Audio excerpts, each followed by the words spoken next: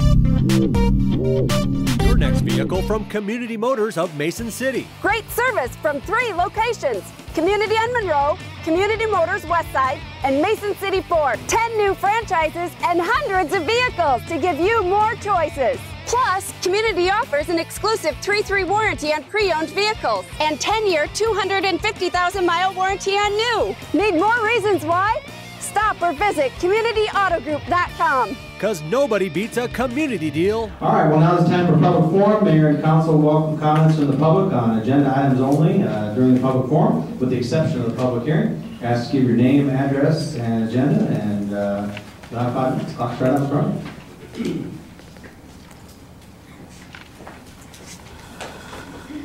Mr. Cram. Mayor and council persons. I'm Randy Cram, Berglund Cram Architects here in Mason City, and I want to speak to action items number 22 and 23 concerning Mercy Medical Center street vacation and rezoning.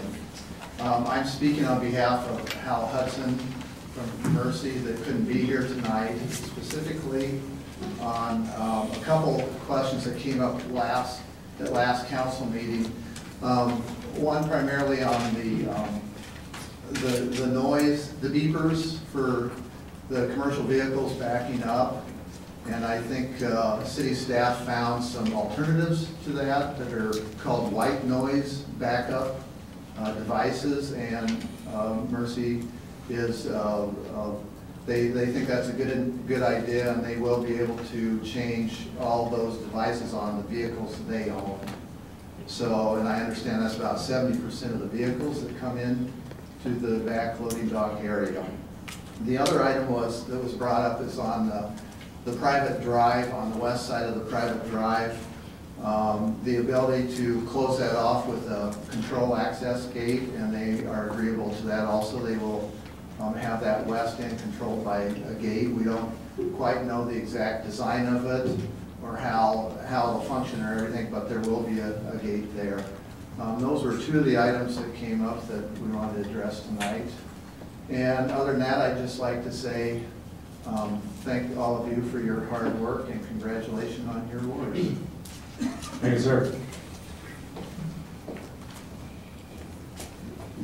Honorable Mayor, members of council, members of the community, my name is Harry Doyle, and I represent Morris Engineering, and I'm the mechanical electrical consultant for the proposed improvements at the Mercy Health Center dock and what we call the Energy Center. I'm here specifically to address items 22 and 23, and more specifically than that, the question of noise, slightly different than what Randy, we have different focuses. My noise was concerning the word generator. We've been using the word generator and the generator plant sort of as a generic term, and rightfully so. The action item was a request for information about chiller, and there were chiller noise. What about the chillers? And I'm here to clarify that the chillers and generators are, let me just back up and say they're housed within a singular concrete structure. The structure is masonry, and this structure is, if you look on the site plan, is strategically placed. This not only a visual barrier, but it's also a noise barrier, just by nature of the construction itself, to the existing noise-producing equipment, which isn't that noisy, but still it produces noise on the hospital, which is everything that's sort of on that south side of the street before you get to the dock. And there are some offending items in there.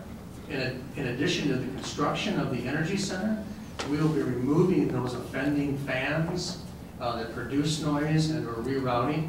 The objective is not only to meet the mandated city requirements of 65 dB, which I presented last time, is conversational tone, but to do much better than that. I think it will be a dramatic improvement. And whether it's chillers, boilers, whatever the combination within the Energy Center is, those are obligated to be very quiet, and it will be, and absolutely I can say this unequivocally, against current measurements, the measurements well done, it will be an improvement. There will be a reduction in noise by what we'll be installing, not only because we want to, but because the city ordinance is required. Thank you. Thank you, Mr. Doyle. Who else?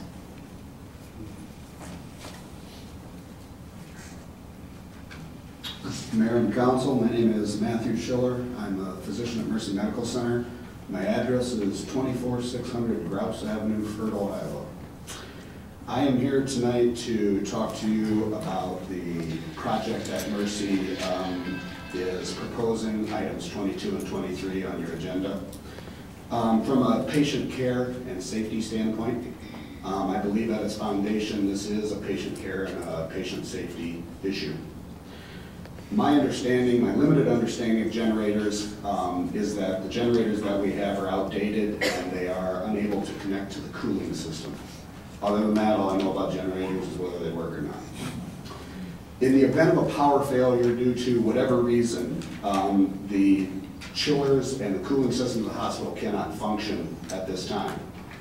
It's not quite as simple as if your air conditioning goes out in your house and it gets warm. We're actually more like a factory. We have a lot of heat-producing equipment and heat-producing facility.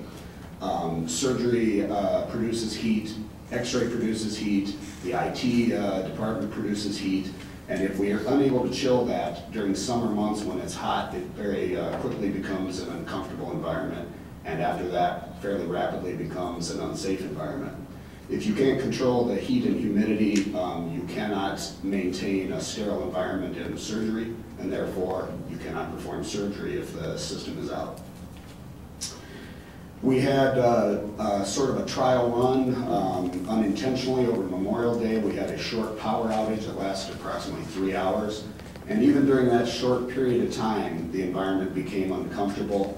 They brought in fans, they brought in portable chillers, but they were incapable of maintaining a comfortable environment, and as I say, it was progressing to an unsafe environment. And even in that 3-hour time frame, we had to start having discussions, preliminary discussions about whether we would have to evacuate patients. Luckily, the system was fixed, the power came back on, and nothing had to be done. I think we've all paid attention to the tornadoes in the Parkersburg area and in Missouri and seen the destruction that causes in the community, and I think it's conceivable that a similar event could happen here. If that happens and the power goes out, we have two major problems taking care of patients. Number one is the patients that are in the hospital and are often very ill, very injured. If we can't cool the facility, then we have to talk about transferring or evacuating those patients. At any given time, there's probably a reasonable estimate of 150 patients in the hospital. Transferring them out would require ambulance transfer for everyone to facilities that are probably 2 hours away. Des Moines, Mayo, that sort of thing. I think it's fairly obvious that the better option is to keep them here if that's possible. The other source of problems is patients in the community that may need EMS care, whether they're injured or ill. If we're having to evacuate patients, we will rapidly overwhelm the EMS system. There's only so many ambulances available, and if they're evacuating patients, they won't be available to respond to patients in the community. I believe strongly that there are times where the needs of the whole outweigh the preferences of the few, and I think that this is one of those times. If there is a power outage, there's a significant chance that you or a family member or a member of your circle of friends may be affected by this, whether they're in the hospital or whether they're in the community, and be unable to give them the type of care that we've come to expect in this community. We hear a lot about the economy and the budget at Mercy Hospital. This is an expensive project, and I think there are other areas where some people would like to see the money spent, but I think Mercy has made a commitment to spend this money to do this project because it affects the care of the patients and the safety of our patients. My message for you is clear.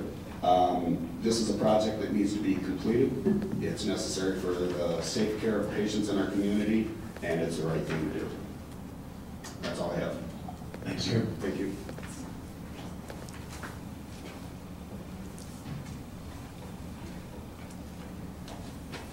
All right.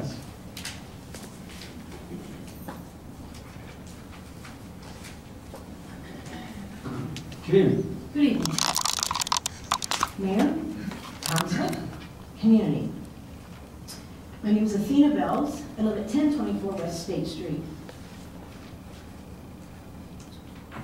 Consistently, representatives from Mercy have shared with us that the purpose of the project is for patient care, patient safety.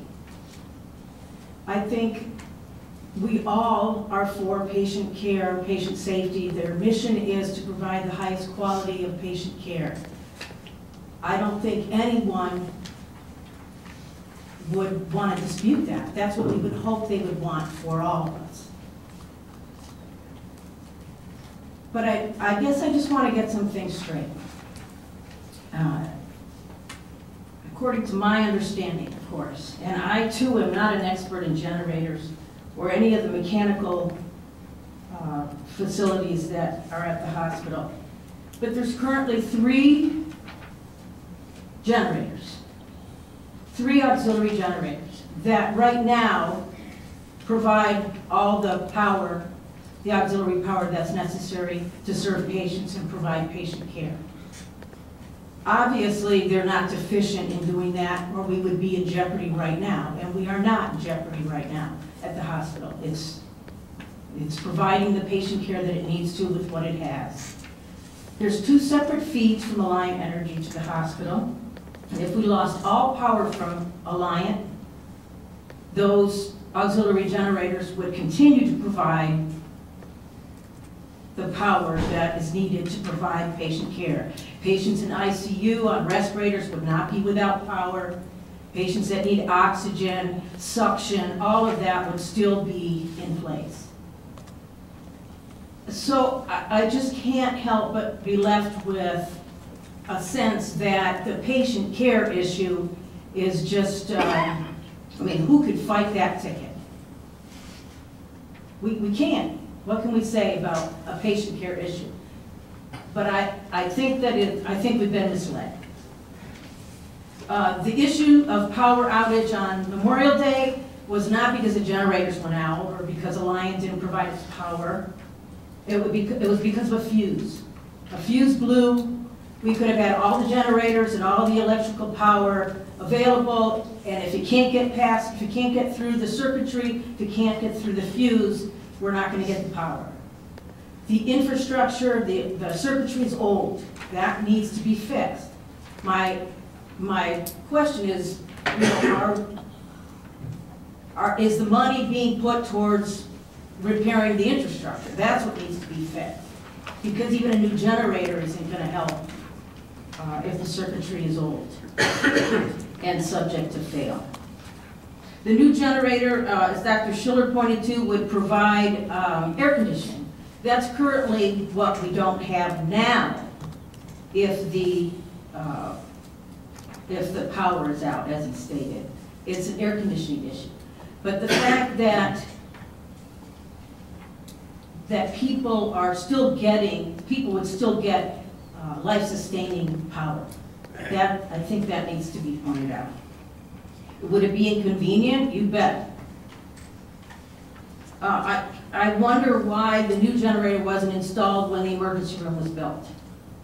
There's a generator that was buried there. Why was it not installed then? I am not opposed to the new generator, new infrastructure. My question is just why do we have to vacate a street in order to do that, in order to install it?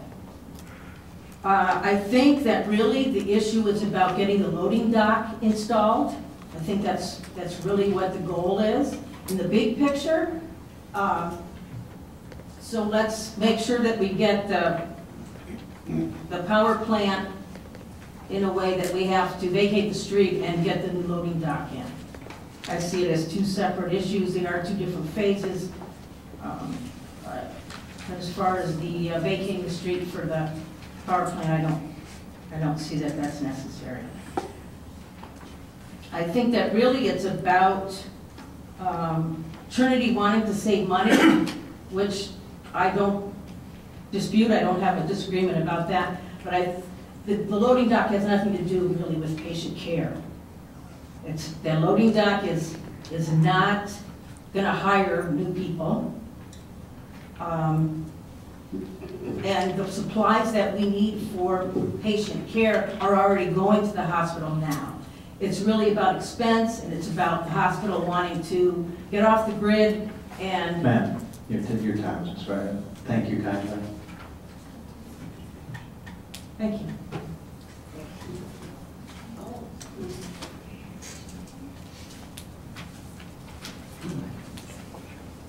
I, John Fishback at 10 South Taylor. I'm on the west end of this project. And I want to really thank you for addressing my questions from the last council meeting by getting a decibel report for the chiller in the Energy Center and another statement on the traffic at the west end of the road. Now, I appreciate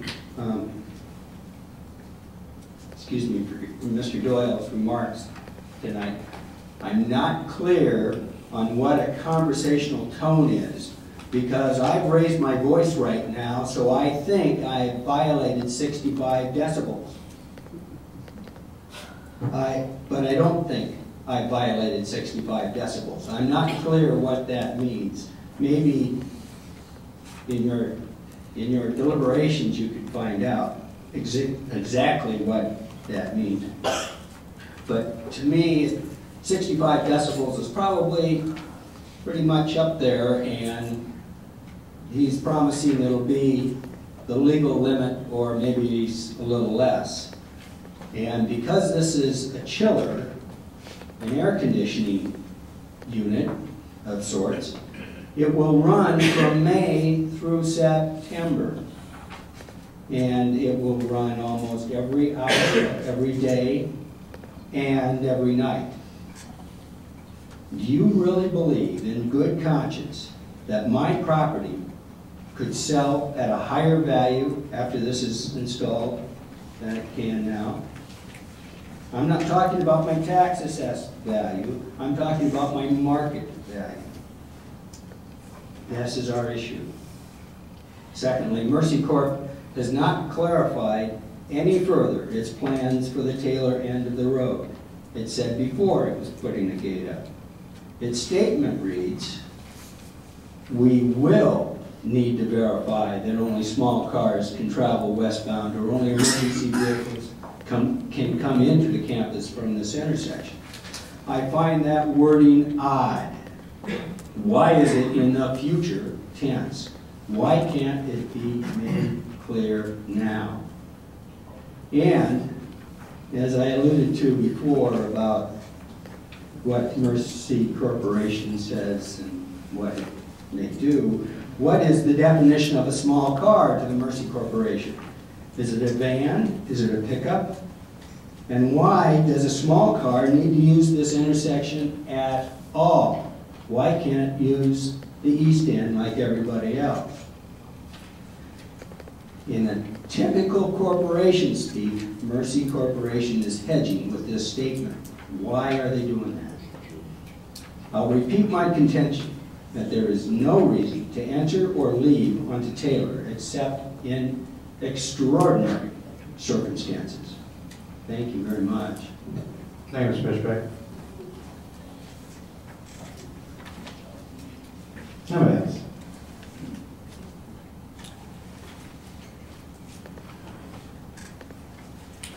Good evening. Good evening, Mayor, Council, members. Excuse me. My name is Constance Momeni. I'm at 75 Linden Drive in Mason City. And I just wanted to talk a little bit about an article that I found online about diesel exhaust fumes, and it was comes from the World Health Organization, the WHO, June 13th of 2012. They state in the article that diesel exhaust fumes cause cancer of the lung and bladder, and this has been documented. The risks, the fumes belong in the same category as mustard gas, asbestos, arsenic, alcohol, and tobacco. They are also on a level with passive smoking. People with bronchitis, asthma, allergies, COPD, any bronchial problems will be adversely affected by these diesel fumes. If we have the dock in the area that they're talking about and semis going back and forth, we're going to be having a lot of diesel fumes because it's going to be trapped in that area. I guess my question is, are we expendable? Have any of you dealt with a loved one who's dying from lung cancer? I'm a cytotechnologist. I diagnosed my own mother with lung cancer in 1979. They'd come down to visit us in Phoenix, my son and I. And we took care of her. She had chemo. She had adverse effects from chemo, washing her hair fell out in my hands. She had sores on her body. She got a fungal infection in her mouth from the chemo. She finally passed away after 9 months. So I asked, is this what you want for us? Do you want us to be so ill that we cannot enjoy life? Not everyone's going to get it, but these are the risks that are involved when you're dealing with obnoxious fumes. We already, as I mentioned previously, we already have the fumes from the helicopters flying over us. And they came in the other day, the helicopter was on the pad, revving its engine up, and I live, not too far from there. And I got the fumes in my south windows, and it had not even taken off yet. So I wondered about also, since Mercy is a Christian and a Catholic hospital, about the Christian and Catholic values, the golden rule, do unto others. We are a community there. Who among you would want to live in this area with the hospital looming in your face? When we bought, there was no directive from Mercy that they would ever invade our neighborhood. Nothing was ever said, and we never heard about anything from Mercy. I was told they bought the homes for the residents in the family practice unit to live in. We feel that Mercy has other options, and they need to find them and let the neighborhood remain as is. And I noticed that you have the Blue Zones Project sign right outside the door, and this is for us to lead longer, healthier, and more productive lives in the community. The true well-being includes all aspects of our lives and optimizing the environments where we spend our time. How can we do this in the proposed environment with this huge dock and warehouse extending 100 feet into the neighborhood, 150 feet wide, and blocking everything and creating a tremendous amount of fumes, noise, and totally destroying our neighborhood? Thank you very much. Thank you.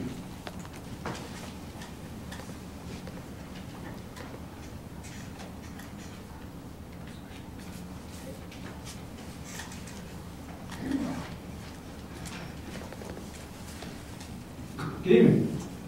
Good evening. Doug Campbell, 1011 West State Street, lots 166 Forest Park, built in 1916, addressing items 22 and 23. From my perspective, what it comes down to is loss of personal property value at the expense of respect for due process implemented by the City Council and Trinity Health Network. I will use one specific instance that would reduce property value and quality of life: the nuisance of noise. Noise is a very real problem, especially to a potential buyer.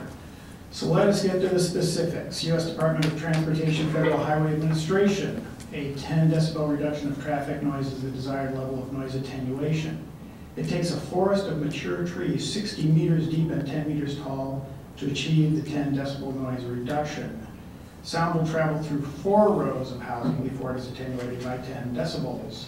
An effective sound barrier would have to be 20 feet tall to achieve the desired 10 decibel reduction. However, parallel refractive sound barriers are of no use. Such a sound barrier would reflect sound off the hospital and back into the neighborhood. The sound of a truck backing up is a nuisance noise. It is designed to be so. This is why there exists a credibility gap between the representation of the hospital and Forest Park residents. Trinity's plans for sound attenuation do not represent the reality of the situation. Misrepresentation will be covered in my final comments. An inverse taking need not be taking of land or rights in land. It can be a taking of property value, utility, or marketability. Regulatory taking denies the benefits of property ownership, thus accomplishing a constitutionally forbidden de facto taking without compensation. Changes in zoning by the City Council could therefore be considered a regulatory taking.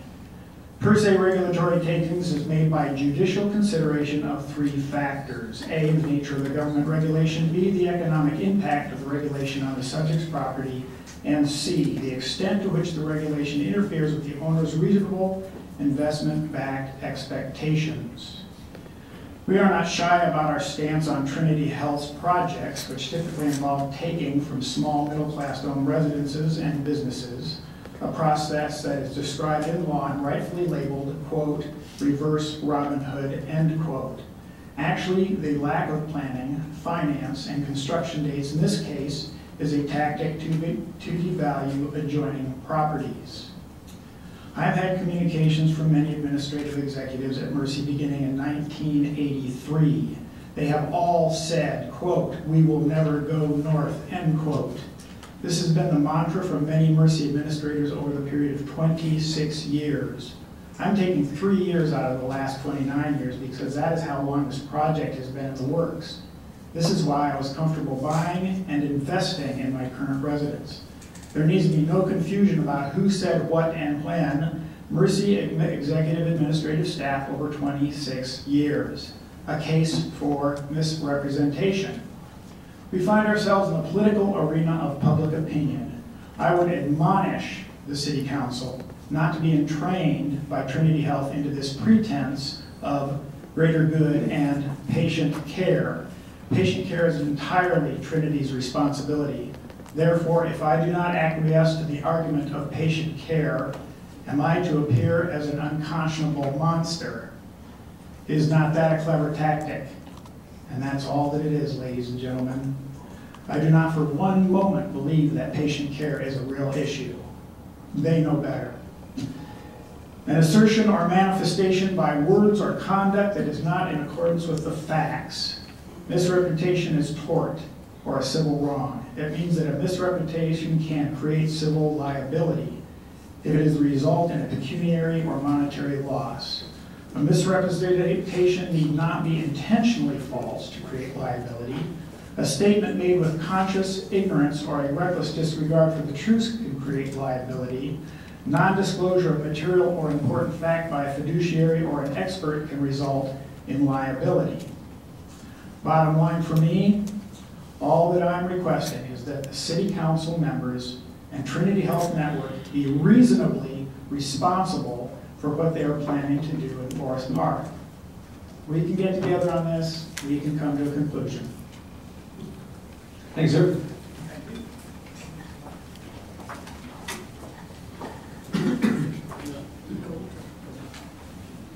Good evening. Good evening. My name is Karen Campbell. I live at 1011 West State Street. It is the civic duty of the Mason City Council and the Zoning Committee to behave in a respectful and reasonable manner in consideration of adjoining properties. That is what zoning is all about. It is the responsibility of the City Council to have a directive or guiding plan that determines changes in zoning. Specifically, the master plan and comprehensive plan are currently inadequate to address our current situation, and it is incumbent upon our municipal governing bodies to establish a legally binding master plan and comprehensive plan. There exists a zoning checklist. That is a part of the city zoning code. It is a function of the Mason City Council to oversee the proper implementation of this ordinance. There is a considerable amount of misrepresentation and prejudice concerning the definition of arbitrary zoning. You are calling it spot zoning. If you read about arbitrary zoning, that is exactly what you are proposing. There is well-established precedent in federal law, first in time, first in right. Mercy was built in 1920, and we've been told that is not true. We went down to the assessor's office today, and it said Mercy was built in 1920. Our residence was established in 1916. We were there first, even though I was not alive. A matter of public record from the city assessor's office says that 1011 West State was established in 1916. A member of the City Council has indicated that there are only 2,000 people in the city that are against this proposal, and that 24,000 really do not care. The Founding Fathers, to effectively limit the tyranny of the majority, established our courts. It is the function of the City Council to represent the rights of the individual as well as the rights of the majority, not the rights of a lucrative business known as Mercy Corporate. It has been stated as an argument that Mercy Corporate could go out of business. There are no vacuums in a capitalistic free market system. Mercy effectively has a monopoly of the surrounding market and had to file with the Federal Trade Commission in order to operate under the scrutiny of the FTC because they are essentially a monopoly. If Mercy Corporate went out of business, A 201,000 patient market would not be neglected. The only jobs in jeopardy would be that of the executive staff that would have mismanaged the hospital. I work at Mason City Schools. I deal a lot with children all day long. I spend most of my day validating kids, teaching them to treat other people like they desire to be treated. That's what we're asking of each one of you. We're asking that you treat us like we want to be treated. We want to treat you like you want to be treated. We've had a realtor and appraiser come to our home. The realtor said 25% value would be lost. The appraiser said up to 40%. I'm sure you guys are all public servants and you've made it loud and clear that patient care is your number one priority here. I'm sure if you were asked to donate between $50,000 and $60,000 to patient care, which is what we're asking, they're asking that of us, because that's what we'll lose. I'm sure you'd all be fighting to line up to write your $50,000, $60,000 checks to help see that patient care remains a top priority. That's what we're being asked to do, is to donate $50,000, $60,000 to this patient care issue. We will never go north is something we've heard forever, but now we must. We know that this will be a hardship, so to help you in this hardship, we wish to compensate you in property values. This we hope will help you as we are getting everything we want, patient care, loading dock, and hopefully in return you will be compensated a little from your overall inconvenience that you will encounter on a daily basis, and life as you knew it will end when this is voted for. Thank you for your time. Thank you, Ms. Campbell.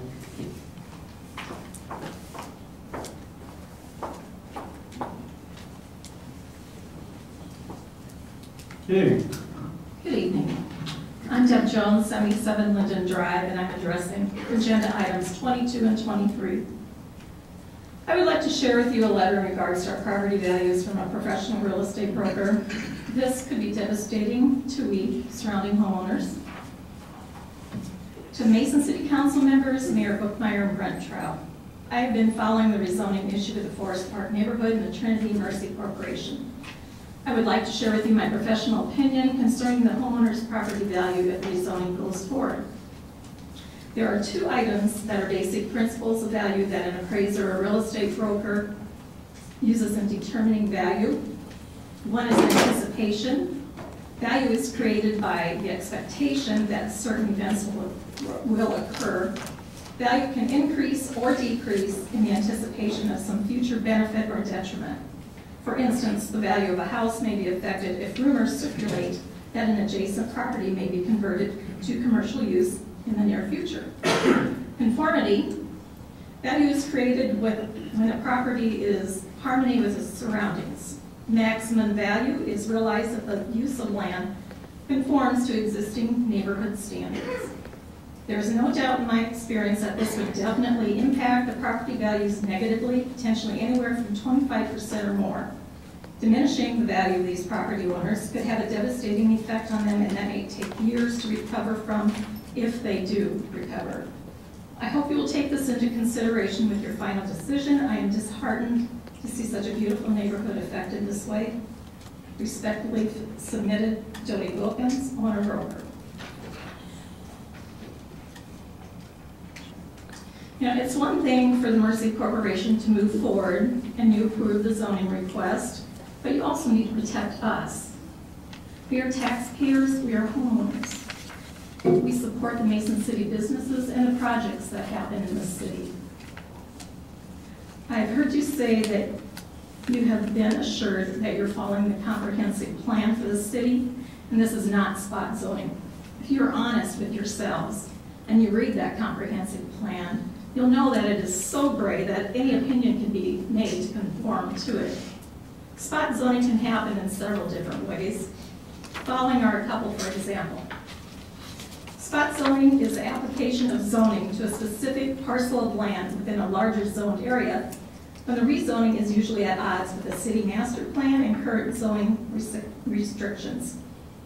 The rezoning may be for the benefit of a particular owner and at odds with pre-existing adjacent property owners. The Standard State Zoning Enabling Act states, all such regulations shall be uniform for each class or kind of building throughout each district. Another type of spot zoning is a special use permit. It occurs when the zoning regulations allow some specific exception to its regulations, provided that a landowner receive a special use permit from the local zoning authority. An example of specific exception includes a church in a residential neighborhood. The special use permit deviates from the zoning ordinance or the enabling statute, then an instant a spot zoning does arise. An amendment to ordinance is another one. A local zoning authority like a city may cede to amend its zoning ordinance. If it amends its zoning ordinance, but only for a parcel within a district, and the parcel has a different land use characterization than the surrounding district, then an instant of spot zoning does arise. Contract zoning occurs when local zoning authority accommodates a private interest by rezoning a district or a parcel of land within that district. Then the private interest may be allowed to develop the land where all the zoning regulations prohibited such a land use. This is spot zoning in all instances.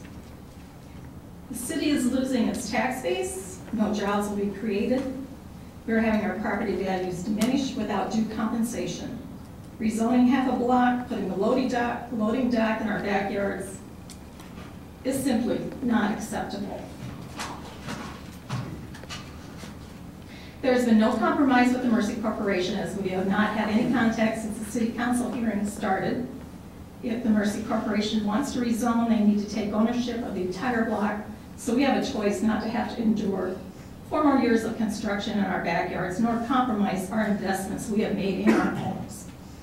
Forest Park homeowners have sought legal counsel, and even though a lawsuit is not what we want, we also have to protect ourselves.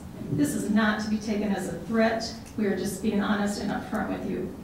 I hope you will help us work out a compromise with the Mercy Corporation so we can all put this to rest, and I'd like to thank you for your time. Thank you, Ms. Jones.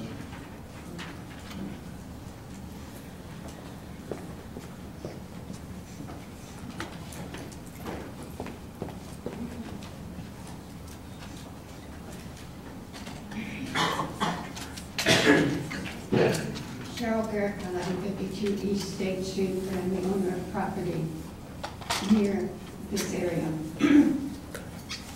Let's get real here, folks. We all know why there was no mention of the vacation of the street in the Globe Gazette or anywhere. Today, we finally have City Council here, even though Mayor Bookmeyer tried to be it last week. Nothing has went by oil. We are told that if you look at the so-called rules from 1994, there are 6 cases, and we're told that this falls under case number 6. It does not fall under case number 6. This is not a redevelopment problem. In fact, Mercy has cut employees willy-nilly with no regard to loyalty. They cut the purchasing department, they cut my neighbors, who's a doctor, they cut a team. We all saw the wholesale fall. We all know that's why our population has declined. Now, under Z6, it says that Mercy is supposed to pay for an appraisal, but Mercy didn't want to do that, so we acquiesced. It also says that the street has value, but Mercy doesn't want to pay for it. Now, any of you who believe so deeply in this project can do what Mercy asked our family to do following the death of my mother. A letter that would probably been written a year before. Ms. Kerr, can you stay on the rezoning, please? I am. You want to talk about patient care? I'm talking directly to this. We're told it's a safety issue in patient care. It is not. If that was the case, if patient safety was the issue, you would not have Mr. Troyquist said, oh, I have to see the funding for this project. In today's packet, it says that Mercy corporate headquarters has not approved the financing, nor will we see any plans for the loading dock, because they have to do a cost something or other. This is not the only option for funding that Mercy has. Mercy can do what they said to us, asking us to donate $500,000 to several $1 million. Preferably, there were 6 options in memory of our loved one. Now, if Mercy execs are so highly paid, they can donate, the mayor can donate, Mr. Kuhn can donate, Mr. Tornquist, Rose can donate her house. You can all donate to the tune of, because that was several years ago, $1 million, $2 million, $3 million, if you're so concerned. The street does not need to be dedicated. Mercy's corporate headquarters says, well, that's a year or 2 or 3 or 4, so there can't be any dire problem. And this so-called fence that you're asking these people, the fence, everything that Mercy has back there is flammable. Today's paper carries a picture of a carrier truck on fire. And nobody was in it. If a fire starts out there, that cedar fence will burn, as will any shrubbery. It talks about brick and masonry, but that would cost Mercy a little bit more. And by all means, we don't want to do that. As for the cooling, everybody who's been in Mercy Hospital knows that the air conditioning is way too cool. Most patients have to have several blankets. And they have other campuses. They've not developed the West Campus. There is a nursing home for sale, as was the old medical arts complex. The family practice center is old, probably has lead paint all through it. It was designed as a nursing residence. The nursing home would make a perfect family practice center where people who have a handicap can go right in at the first level. There's parking, there's a big evergreen buffer, but that might be too far for people to walk in a blue zone community. They have plenty of other options. They could move the psych ward out to the west for the Prairie Ridge and the mental health center. And if they're concerned about patient care, you would not have the ethical and Iowa Medical Board taking action against and that's just the tip of the iceberg because it's happened over and over. There is no patient care that is at stake. There is nothing except an attempt to get something for nothing. I'm not interested in being bought out. I will never sell to Mercy. And as for Mercy doesn't, they may have slick marketing, but Mercy doesn't appear in any of these. And this has criteria. It's the deceptive advertising. Your time's expired. There's 7 more minutes. It's coming up now. Thank you. Or seconds, excuse me.